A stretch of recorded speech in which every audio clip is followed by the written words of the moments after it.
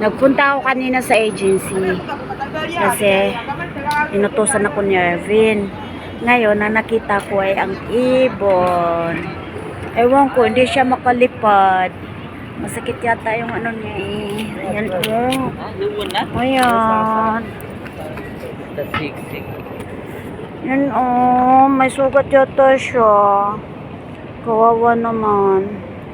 Hindi siya makalipad, guys. See? Oh, sorry. Ano nangyari sa'yo? Nagano siya. Oh. Nagano siya dun sa may dito sa gilid. Ayan siya, oh. Hinawakan ko. Ewan ko baka may sugat siya. Ano kaya? Bakit ka na hindi nalipad? Ha? Naghahanap ka ba ng pagkain? Or may sugat ka? Titingnan ko mamaya yung ano mo, ha? Oo. Kawawa. Yan. Yan siya. Gusto kong dalhin sa bahay, guys. Punta ka ng bahay? Oo.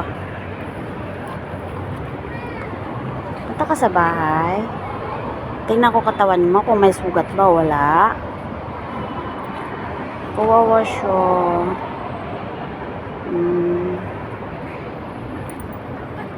Hello, what is your name? Yan. May sugat yata siya, guys.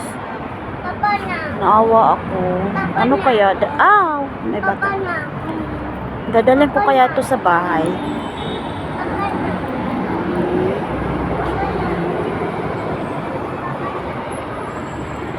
Yun lang ang aking Marites. Nakahuli ako ng ibon sa daan habang naglalakad ako papunta ng agency.